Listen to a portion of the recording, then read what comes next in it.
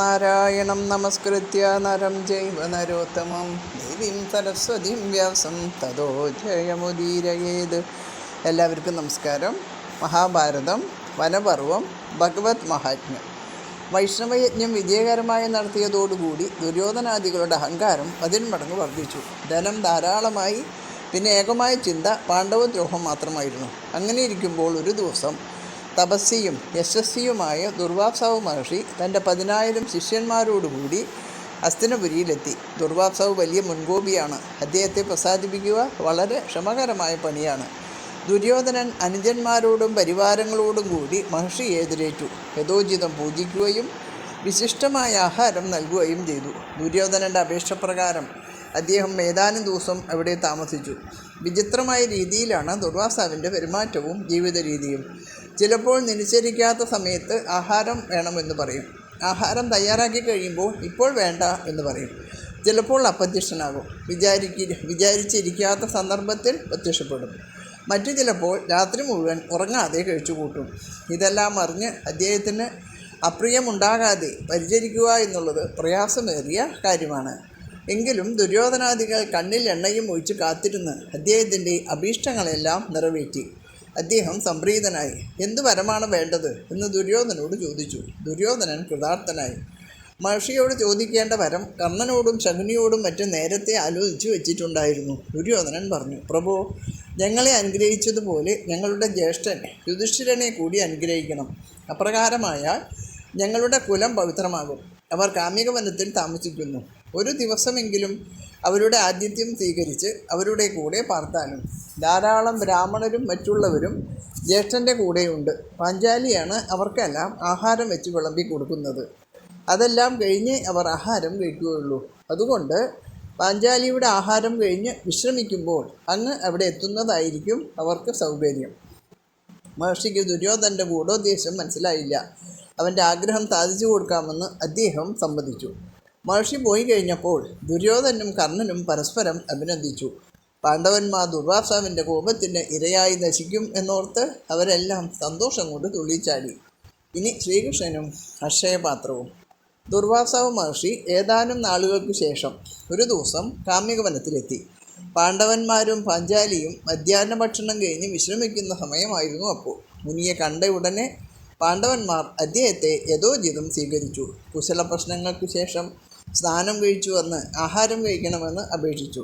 പാഞ്ചാലിയുടെ ആഹാരം കഴിഞ്ഞ വിവരം അറിയാതെയാണ് യുധിഷ്ഠിരൻ ഇപ്രകാരം പറഞ്ഞത്. മഹർഷിയും ശിഷ്യന്മാരും സ്നാനത്തിനായി പോയി.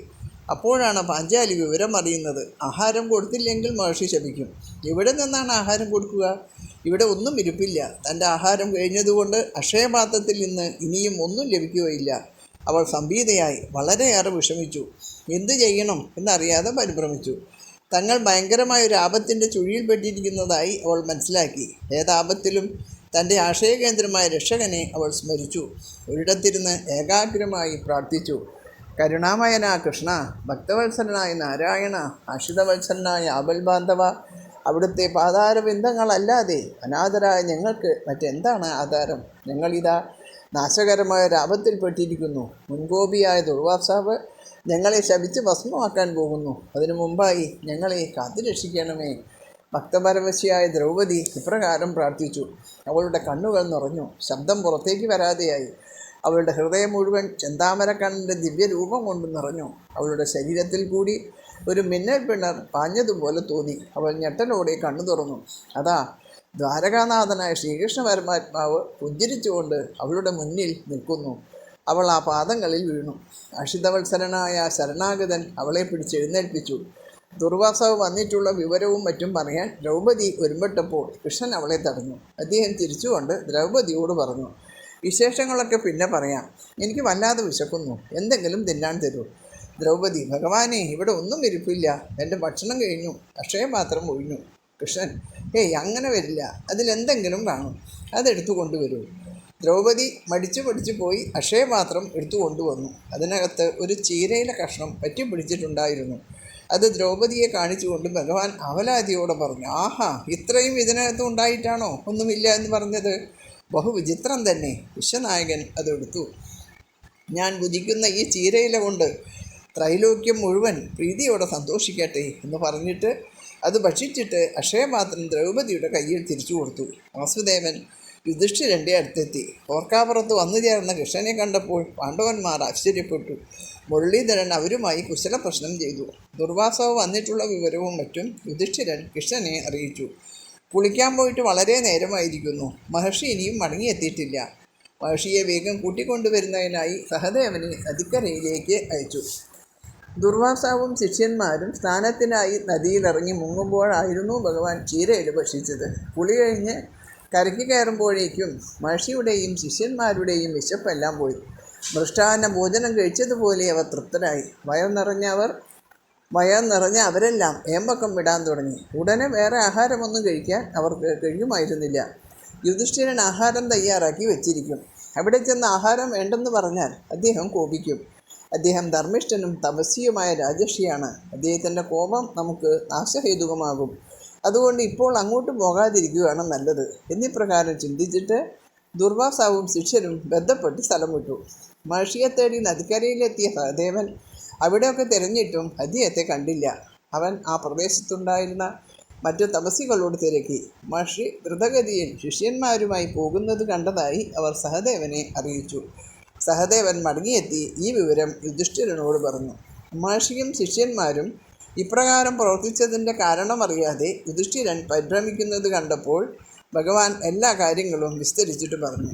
യുധിഷ്ഠിര, കൗരവന്മാരുടെ ദുഷ്ടബുദ്ധി മനസ്സിലാക്കാതെ ഇവിടെ എത്തിയ ദുർവാസാവിൽ നിന്നുള്ള അപകടം മനസ്സിലാക്കിയ പാഞ്ചാലി എന്നെ ധ്യാനിച്ചപ്പോൾ ഞാൻ ഇവിടെ എത്തിയതാണ്. നിങ്ങളുടെ തേജസ്സിൽ ഭയന്നിട്ടാണ് മഹർഷി ഓടിപ്പോയത്. നിത്യവും ധർമ്മം ആചരിക്കുന്നവർ ഒരിക്കലും അപകടത്തിൽ പെടുകയില്ല എന്ന് അറിയുക. നിങ്ങൾക്ക് നന്മ വരട്ടെ, ഞാൻ പോകുന്നു. ആശ്രിതവത്സരനായ അംബുജാക്ഷൻ അപ്രത്യക്ഷനായി. പാണ്ഡവന്മാരും പാഞ്ചാലിയും തങ്ങളുടെ രക്ഷകനായ കൃഷ്ണപരമാത്മാവിൻ്റെ ആശ്രിത വാത്സല്യത്തെ വാഴ്ത്തി സ്തുതിച്ചു. ഇനി ജയദ്രഥൻ്റെ ദ്രൗപദീഹരണം. മാൻ, പന്നി, മുയൽ തുടങ്ങിയ മൃഗങ്ങളെ വേട്ടയാടി അതിൻ്റെ മാംസം കൊണ്ടാണ് പാണ്ഡവന്മാർ ബ്രാഹ്മണരെ സംരക്ഷിച്ചു വന്നിരുന്നത്. കാമ്യവനത്തിൽ ധാരാളം ദുഷ്ടമൃഗങ്ങളും ഉണ്ടായിരുന്നു. അവ പലപ്പോഴും അവിടെ താമസിച്ചിരുന്ന തപസ്സികളെയും ബ്രാഹ്മണരെയും ശല്യപ്പെടുത്തുമായിരുന്നു. തപസ്സികളെയും ബ്രാഹ്മണരെയും ആകയാൽ അതിൽ കുറേ എണ്ണത്തിനെയെങ്കിലും നിഗ്രഹിക്കണം എന്നുള്ള ഉദ്ദേശത്തോടു കൂടി ഒരു ദിവസം യുധിഷ്ഠിരൻ ഉൾപ്പെടെയുള്ള എല്ലാ പാണ്ഡവരും കാടിൻ്റെ 4 വശത്തും ഒരേ സമയത്ത് കേന്ദ്രീകരിച്ച് വേട്ടയാടുന്നതിന് തീരുമാനിച്ചു. പാഞ്ചാലിയെ ദൗമ്യൻ്റെ സംരക്ഷണത്തിലാക്കിയിട്ട് 5 പേരും നായാട്ടിന് പോയി. അവർ നായാട്ടിന് പോയി കുറച്ചു കഴിഞ്ഞപ്പോൾ ഒരു സംഘം രാജാക്കന്മാർ ഘോഷയാത്രയായി അതുവഴി വന്നു. അവർ ഒരു സ്വയംവരത്തിന് പോയി മടങ്ങുകയായിരുന്നു. സിന്ധുരാജാവായ ജയദ്രഥനായിരുന്നു സംഘത്തിൻ്റെ നേതാവ്. ഇദ്ദേഹം ദുര്യോധൻ്റെ സഹോദരിയായ ദുശ്ശളയുടെ ഭർത്താവായിരുന്നു. ആന, കുതിര, രഥം തുടങ്ങിയ ആർഭാടങ്ങളോടെ കോലാഹലത്തോടെയാണ് സൈന്യങ്ങളും രാജാക്കന്മാരും യാത്ര ചെയ്തിരുന്നത്. അവർ പാണ്ഡവാശ്രമത്തിൻ്റെ മുന്നിൽ കൂടി പോകുമ്പോൾ ഉണ്ടായ ശബ്ദം ആശ്രമത്തിനകത്തിരുന്ന ദ്രൗപദിയെ ആകർഷിച്ചു. അതെന്താണ് എന്നറിയാനുള്ള ജിജ്ഞാസയോടെ അവൾ ആശ്രമ കവാടത്തിൽ വന്നു. വർണ്ണശബളവും ആഡംബരപൂർണവുമായ ഘോഷയാത്ര കണ്ടപ്പോൾ അവൾ കൗതുകത്തോടെ അത് നോക്കി നിന്നു. രാജാക്കന്മാരെല്ലാം അവളെ കണ്ടു. അസാമാന്യമായ സൗന്ദര്യമുള്ള അവളെ എല്ലാവരും നിർനിമേഷരായി നോക്കി. ഇത്രത്തോളം അഴകുള്ള ഒരു അങ്കനയെ അവരാരും അതിനു മുമ്പ് കണ്ടിരുന്നില്ല. അത്രത്തോളം വശ്യവും ആകർഷണീയവുമായ അംഗലാവണ്യം അവൾക്കുണ്ടായിരുന്നു. അവൾ ആരാണ് എന്നറിയാനുള്ള ആഗ്രഹം ജയദ്രഥനും ഉണ്ടായി. അവൻ തന്നോടൊപ്പം ഉണ്ടായിരുന്ന കോടികാസ്യൻ എന്ന രാജാവിനെ അവളെപ്പറ്റി അന്വേഷിച്ചു വരാൻ അയച്ചു. കോടികാസ്യൻ രഥത്തിൽ നിന്നും ചാടിയിറങ്ങി പാഞ്ചാലിയെ സമീപിച്ചു. അവളെയും അവളുടെ സൗന്ദര്യത്തെയും പുകഴ്ത്തി. അതിനുശേഷം താൻ ഉൾപ്പെടെ അവിടെ എത്തിയിട്ടുള്ള രാജാക്കന്മാർ ആരൊക്കെയാണ് എന്ന് വർണ്ണിച്ചു. അക്കൂട്ടത്തിൽ 12 രാജാക്കന്മാർ സേനാധിപത്യം വഹിച്ച് അനുഗമിക്കുന്ന വീരശൂര പരാക്രമനായ ജയദ്രഥൻ്റെ കാര്യവും പറഞ്ഞു. അനന്തരം അവളെപ്പറ്റിയുള്ള അന്വേഷണം നടത്തി. അവൾ ആരെന്നും എന്തിനു കാട്ടിൽ വന്നുവെന്നും അവളുടെ ഭർത്താവ് ആരാണെന്നും ഏതാണ് കുലമെന്നും മറ്റുമുള്ള വിവരങ്ങൾ ആരാഞ്ഞു. കുലീനത്വമില്ലാതെയുള്ള കോടികാസ്യൻ്റെ സംസാരവും നോട്ടവും മറ്റും കണ്ടപ്പോൾ പാഞ്ചാലിക്ക് അവനോട് വെറുപ്പാണ് ഉണ്ടായത്. അവൾ പറഞ്ഞു, നിന്നെപ്പോലെ ഉള്ളവരോട് എന്നെപ്പോലെയുള്ളവർ നേരിട്ട് നിന്ന് സംസാരിക്കുന്നത് ശരിയല്ല. എന്നാൽ നിന്റെ ചോദ്യങ്ങൾക്ക് മറുപടി പറയാൻ ഇവിടെ മറ്റാരുമില്ലാത്തതുകൊണ്ട് ഞാൻ തന്നെ പറയാം. ദ്രുപദ രാജാവിൻ്റെ പുത്രിയായ ദ്രൗപദിയാണ് ഞാൻ. ഗാണ്ഡോപസ്ഥത്തിൽ രാജ്യം ഭരിച്ചിരുന്ന പ്രസിദ്ധരായ പാണ്ഡവരാണ് എൻ്റെ ഭർത്താക്കന്മാർ. അവ നായാട്ടിന് പോയിരിക്കുകയാണ്. ഉടൻ മടങ്ങിയെത്തും. അവർ സൽക്കാരപ്രിയന്മാരാണ്. നിങ്ങളെല്ലാം അവരുടെ സൽക്കാരം കൊണ്ടിട്ട് പോയാൽ മതി. ദ്രൗപദി ഇത്രയും പറഞ്ഞിട്ട് ആശ്രമത്തിനുള്ളിലേക്ക് പോയി. കൂടികാശ്യൻ ജയദ്രഥൻ്റെ അടുത്തെത്തി. പാഞ്ചാലി പറഞ്ഞൊക്കെ അറിയിച്ചു. ഇത് കേട്ട ഉടനെ ജയദ്രഥൻ ആശ്രമത്തിലേക്ക് നടന്നു. ചെന്നായി സിംഹക്കൂട്ടിൽ കയറുന്നത് പോലെ ജയദ്രഥൻ ആശ്രമത്തിനുള്ളിലേക്ക് കടന്നു. താൻ ദുശ്ശളയുടെ ഭർത്താവായ ജയദ്രഥനാണ് എന്നവൻ പാഞ്ചാലിക്ക് പരിചയപ്പെടുത്തി. ദുശ്ശള പാണ്ഡവന്മാരുടെയും സഹോദരിയാണല്ലോ. ആ നിലയ്ക്ക് ജയദ്രഥൻ പാണ്ഡവശ്യാലനാണ്. അദ്ദേഹത്തെ സൽക്കരിക്കേണ്ടത് കേവല മര്യാദയാണ്. അവൾ ജയദ്രഥനോട് കുശലപ്രശ്നം ചെയ്തിട്ട് പെട്ടെന്ന് പ്രാതലൊരുക്കി കൊടുക്കാം എന്നറിയിച്ചു. ജയദ്രഥൻ പറഞ്ഞു, പ്രാതലൊന്നും ഇപ്പോൾ ആവശ്യമില്ല. ഭൗതി എന്നോടൊപ്പം തേരിൽ കയറുക. ഐശ്വര്യം നശിച്ച പാണ്ഡവന്മാരുടെ ഭാര്യയായി ഇവിടെ കിടന്ന് നീ ബുദ്ധിമുട്ടുന്നത് എന്തിനാണ്? എന്നോടൊപ്പം വരിക, എൻ്റെ ഭാര്യയായി സുഖിക്കാം. ജയദ്രഥൻ്റെ വാക്കുകൾ കേട്ട പാഞ്ചാലി കോപം കൊണ്ട് വിറച്ചു. അവളുടെ കണ്ണു ചുവന്നു. ജയദ്രഥനെ കണക്കിന് ശകാരിച്ചു. പാണ്ഡവന്മാരുടെ വീരാപദാനങ്ങളെക്കുറിച്ച് അവനെ ഓർമ്മിപ്പിച്ചുകൊണ്ട് അവൾ പറഞ്ഞു, വാഴ, ചൂരൽ, മുള മുതലായത് പൂത്താൽ അതിൻ്റെ കഥ കഴിയും. തൻ്റെ ഗർഭം പൂർത്തിയായി കഴിഞ്ഞാൽ ഞണ്ടിൻ്റെ ജീവിതം അവസാനിക്കും. അതുപോലെ നിനക്ക് എന്നിൽ ആഗ്രഹമുണ്ടായതോടുകൂടി നിൻ്റെ നാശവും അടുത്തിരിക്കുന്നു. പക്ഷേ ജയദ്രഥന് ഒരു കുലുക്കവും ഉണ്ടായില്ല. ദുര്യോധനാദികളോട് തോറ്റ് വനവാസം നടത്തുന്ന പാണ്ഡവന്മാർ മൂഢന്മാരും കഴിവില്ലാത്തവരും ആണ് എന്നായിരുന്നു ജയദ്രഥൻ്റെ വിചാരം. പാണ്ഡവന്മാരുടെ പരാക്രമങ്ങളൊന്നും പറഞ്ഞ് തന്നെ ഭയപ്പെടുത്തേണ്ട എന്ന് ഗർജിച്ചുകൊണ്ട് അവൻ പാഞ്ചാലിയെ കടന്നു പിടിച്ചു. ദുഷ്ട, എന്നെ തുടരുത് എന്ന് പറഞ്ഞുകൊണ്ട് പാഞ്ചാലി അവനെ ശക്തിയായി തള്ളി. അപ്രതീക്ഷിതമായ തട്ടുകൊണ്ട് അവൻ തെറിച്ചു വീണു. എങ്കിലും ഉടൻ തന്നെ വീണ്ടും എഴുന്നേറ്റ് ദ്രൗപദിയെ ബലമായി പിടിച്ച് തേരിൻ്റെ അടുത്തേക്ക് വലിച്ചിഴച്ചു കൊണ്ടുപോയി. ഇത് കണ്ട് ദൗമ്യൻ ഓടിയെത്തി. പാഞ്ചാലിയെ വിടാൻ പറഞ്ഞിട്ടും കൂട്ടാക്കിയില്ല. പാഞ്ചാലിയെ തേരിലേറ്റി അവൻ സ്ഥലം വിട്ടു. ദൗമ്യൻ കാലാൾപ്പടയോടൊപ്പം തേരിൻ്റെ പിന്നാലെ പോയി. ആ സംഭവം കണ്ടുകൊണ്ട് നിന്നിരുന്ന തപസ്വികളും ബ്രാഹ്മണരും കഠിനമായി വ്യസനിച്ചു. മധ്യാഹ്നമായപ്പോൾ 4 ഭാഗങ്ങളിലായി വേട്ടയാടിക്കൊണ്ടിരുന്ന പാണ്ഡവന്മാർ ഒരുമിച്ച് കൂടി. പല ദുർലക്ഷണങ്ങളും കണ്ടു. എന്തോ ആപത്തുണ്ട് എന്ന് യുധിഷ്ഠിരന് തോന്നി. അവരെല്ലാം ആശ്രമത്തിലേക്ക് മടങ്ങി. ആശ്രമത്തിലെത്തിയപ്പോൾ ബ്രാഹ്മണരും മറ്റും വളരെ പരിതാപത്തോടെ ഇരിക്കുന്നത് കണ്ട് കൃഷ്ണാദേവിയെ ജയദ്രഥൻ പിടിച്ചു കൊണ്ടുപോയ വിവരം അവരിൽ നിന്ന് അറിഞ്ഞു. വായുവിനേക്കാൾ വേഗത്തിൽ പാണ്ഡവന്മാർ കുതിച്ചു. അധികം പോകുന്നതിന് മുമ്പ് തന്നെ ജയദ്രഥനെയും സൈന്യത്തെയും വിദൂരത്ത് കണ്ടു. യുധിഷ്ഠിരൻ ശംഖനാദം മുഴക്കി. ഭീമൻ അട്ടഹസിച്ചു. അർജുനൻ ഞാണോലി പുറപ്പെടുവിച്ചു. ഇത് കേട്ട് ജയദ്രഥനും കൂട്ടരും നടുങ്ങി. അവരെല്ലാം തിരിഞ്ഞു വന്ന് പാണ്ഡവരോട് പോരിന് സന്നദ്ധരായി. പാണ്ഡവന്മാർ അവരോട് ഏറ്റുമുട്ടി. അർജുനൻ ഗാണ്ഡീവത്തിൽ നിന്ന് അസ്ത്രങ്ങൾ തെരുതര വർഷിച്ചു. ഭീമൻ്റെ ഗദ പോർക്കളം മുഴുവൻ പാഞ്ഞു. നകുല സഹദേവന്മാർ വാളുകൊണ്ടാണ് പോരാടിയത്. നിമിഷങ്ങൾ കൊണ്ട് ജയദ്രഥൻ്റെ ഭടന്മാരിൽ ഒരു വലിയ വിഭാഗം ചത്തൊടുങ്ങി. മറ്റുള്ളവൻ ജീവനും കൊണ്ട് ഓടി. ജയദ്രഥൻ്റെ കൂടെ ഉണ്ടായിരുന്ന രാജാക്കന്മാരിൽ പലരും മരിച്ചു. ശേഷിച്ചവർ ഓടി ഒളിച്ചു. രക്തം ഇവിടെയെല്ലാം പുഴ പോലെ ഒഴുകി. ശവങ്ങൾ കുന്നുകൂടി. ജയദ്രഥൻ്റെ രഥം അർജുനൻ്റെ അമ്പുകളേറ്റ് ഛിന്ന ഭിന്നമായി. ഗത്യന്തരമില്ലാതെ അവൻ ഇറങ്ങി ഓടി. ഭീമൻ പാഞ്ചാലിയെ കൂട്ടിക്കൊണ്ടുവന്ന് തങ്ങളുടെ തേരിൽ കയറ്റി.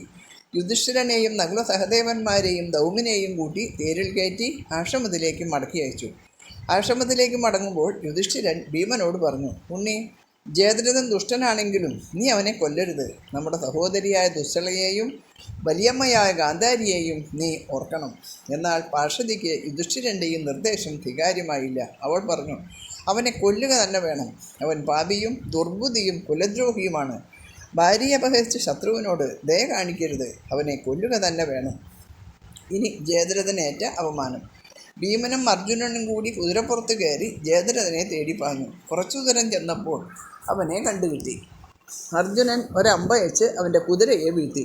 കുതിരപ്പുറത്തു നിന്ന് തെറിച്ചു വീണ ജയദ്രഥനെ ഭീമൻ ഓടിച്ചെന്ന് പിടികൂടി. അപ്പോൾ തന്നെ ശരിക്കും മർദ്ദിച്ചു.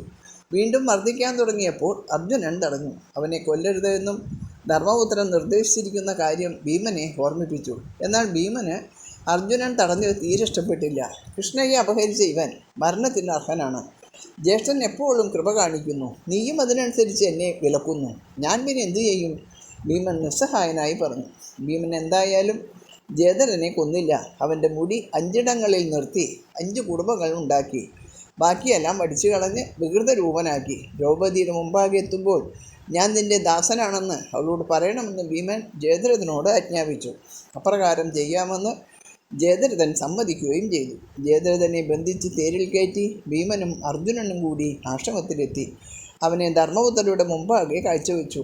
അവൻ്റെ വികൃതവേഷം കണ്ടപ്പോൾ ധർമ്മപുത്രൻ പോലും ചിരിച്ചുപോയി. യുധിഷ്ഠിരൻ പറഞ്ഞു, ഭീമ, ഇവനെ വിട്ടയക്കൂ. ഭീമൻ ഒന്നും പറഞ്ഞില്ല. അവൻ സമീപത്ത് നിന്ന പാഞ്ചാലിയെ നോക്കി. ജയദ്രഥനെ കൊല്ലണമെന്നായിരുന്നല്ലോ അവൾ നേരത്തെ നിർദ്ദേശിച്ചിരുന്നത്. ജയദ്രഥനെ മോചിപ്പിക്കുന്നത് തനിക്ക് സമ്മതമാണോ എന്നാണ് ഭീമൻ നോക്കിയതിൻ്റെ അർത്ഥം എന്ന് മനസ്സിലാക്കിയ പാഞ്ചാലി ധർമ്മപുത്രരുടെ അഭിപ്രായത്തെ ആദരിച്ച് ഭീമനോട് പറഞ്ഞു, ഭവാൻ പഞ്ചസ്യം വയ്പ്പിച്ച ഇവനെ വിട്ടയക്കുക. ലജ്ജിച്ചു പരിങ്ങിയെന്ന ജയദ്രഥനെ ഭീമൻ തുറച്ചു നോക്കി. ഉടൻ ഭീതിയോടെ അവൻ ദ്രൗപദിയെ നോക്കി പറഞ്ഞു, ഞാൻ ഭൗതിയുടെ ദാസനാണ്. യുധിഷ്ഠിരൻ പറഞ്ഞു, ജയദ്രഥ, ഇനിമേലിൽ നീ ഇത്തരം അവിവേകം കാണിക്കരുത്. നീ ഇപ്പോൾ സ്വതന്ത്രനായിരിക്കുന്നു. നിനക്ക് മംഗളം ഭവിക്കട്ടെ. ലജ്ജിച്ചു കുഞ്ഞു വന്നിരുന്ന ജയദ്രഥൻ യുധിഷ്ഠിരനെ വണങ്ങിയിട്ട് അവിടെ നിന്നും പോയി.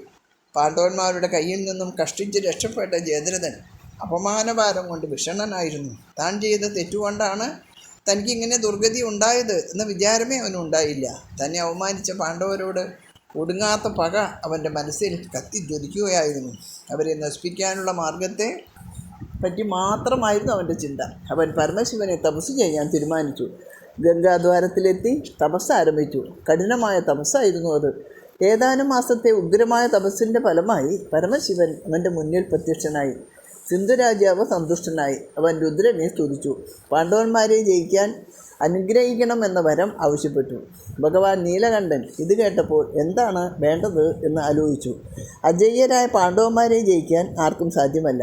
ഈ നിലയ്ക്ക് എങ്ങനെയാണ് ജയദ്രഥന് ആവശ്യപ്പെട്ട വരം കൊടുക്കുന്നത്? എങ്കിലും തന്നെ കഠിനമായ തപോനിഷ്ഠ കൊണ്ട് പ്രീതിപ്പെടുത്തിയവനെ എങ്ങനെയാണ് അവൻ ആവശ്യപ്പെട്ട് കൊടുക്കാതെ അയക്കുന്നത്? രുദ്രൻ പറഞ്ഞു, പാണ്ഡവന്മാർ അജയ്യരാണ്. അവർക്ക് തുണയായി നിൽക്കുന്നത് ദ്വാരകാനാഥനായ സാക്ഷാൽ നാരായണനാണ്.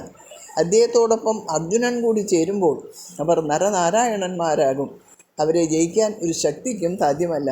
അതുകൊണ്ട് അർജുനനെ ഒഴികെ ബാക്കിയുള്ളവരെ നീ ഒരു ദിവസത്തേക്ക് ജയിക്കും. ചന്ദ്രശേഖരൻ ഇപ്രകാരം അനുഗ്രഹിച്ചിട്ട് മറിഞ്ഞു.